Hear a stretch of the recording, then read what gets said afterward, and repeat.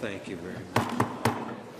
Good afternoon. Welcome to the January 23rd committee meetings of the Bellingham City Council. There will be one addition at the end of Council Committee of the Whole, an executive session lasting about 15 minutes. Our first regularly scheduled committee is Public Works, Public Safety, being chaired by Gene Knutson today. Thank you, Mr. President. With me on the committee today is the Roxanne Murphy and April Barker. We're substituting for Terry Borneman, who's excused. We have 3 items today. The first item is bid award for Bellingham Federal Building renovation. Mr. Ted. Thank you. Ted Carlson, Public Works Department. Before the council today is a bid toward the third phase of the federal building remodel. The first phase, which happened many years ago now, was focused on public safety, specifically the elevator renovation, improving things related to safety of having the building occupied. Phase 2 was the most recent phase completed, which moved the Public Works Department into the ground floor of the federal building, and now we have HR on the 3rd floor, so the building is being filled up.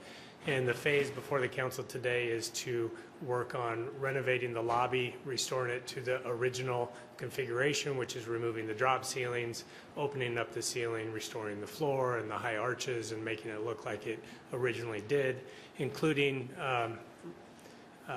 putting the entrance in off of Cornwall. So there'll be an entrance off of Cornwall and Magnolia. Right now there's just the entrance off of Magnolia. So those are the renovations before the council today. We had 2 bidders. The one bidder was determined to be non-responsive. When we put out the bid package, we did have supplemental bidder requirements, which included having experience in similar type remodels. The one bidder did not meet the supplemental bidder requirement, so we had one responsible bidder, which was Faber Construction, and we are here to recommend award to Faber for Phase 3 of the federal building renovations. This project's being funded in part by a state grant, historic preservation grant, and then the remainder of the funding comes from the federal building fund, Fund 125, which we will close out after this project is completed. So I'd be happy to answer any questions about either the project or the funding. James Simpson is here as well. He is the project manager, the city's architect that's leading this project. Thank you, sir. Committee, Roxanne. I just move that we award the bid to Faber Construction for Phase 3 of the Bellingham Federal Building renovation. Okay. Any other comments? Just a question, Ted. Is this the last time? Is this the big project?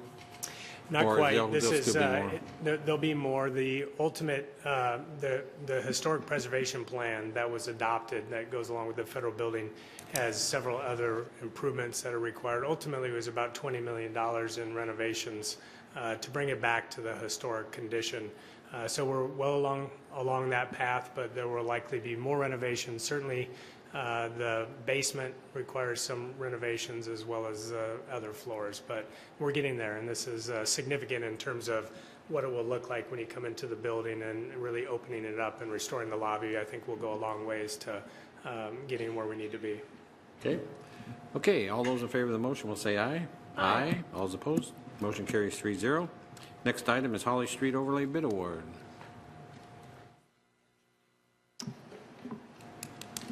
Thank you. Ted Carlson again with Public Works, along with Chad Schulhauser, the Assistant Public Works Director.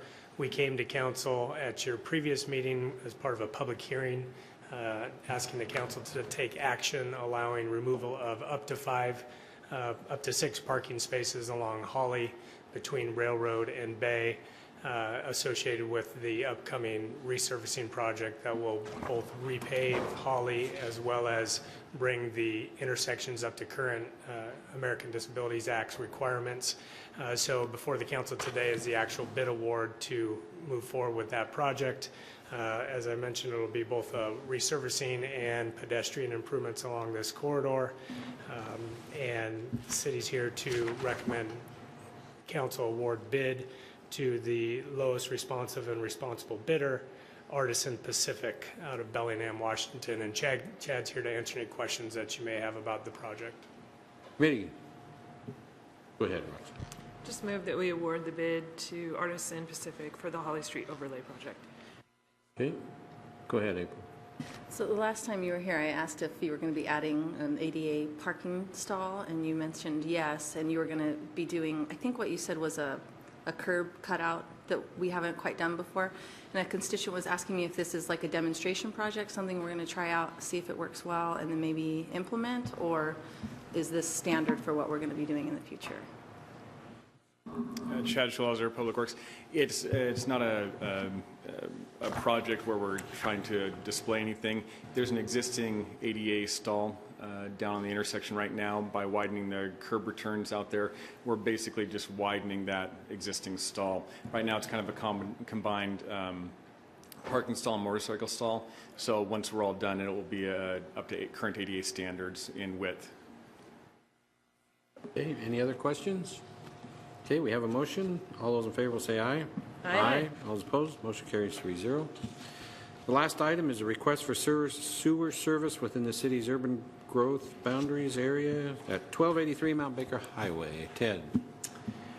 Thank you. As Gene mentioned, this is a request for sewer service. It's an existing water customer of the city located outside the city limits but within the urban growth area along Mount Baker Highway. It's the Gundy's Auto Yard, and they have a failed septic. So in your packet is both a letter from the health department as well as a letter from Gundy's representatives talking about the failed septic, the challenges associated with rebuilding a septic or putting in a new septic system, and the health department's recommendation that they hook up to the existing sewer system. The city has a sewer main out in front of the property.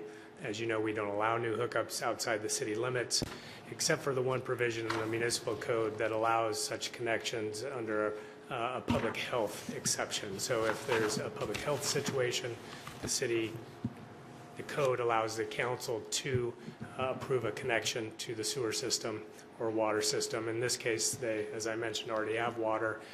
Staff's reviewed it in the past where we've had existing customers, existing structures that are on septic, and the septic has failed and sewer is available, and the health department is recommending connection to sewer. Staff has brought the sewer agreement forward with a recommendation to approve, and that is the case today. We do recommend, based on the information provided to staff, that council approve the sewer agreement.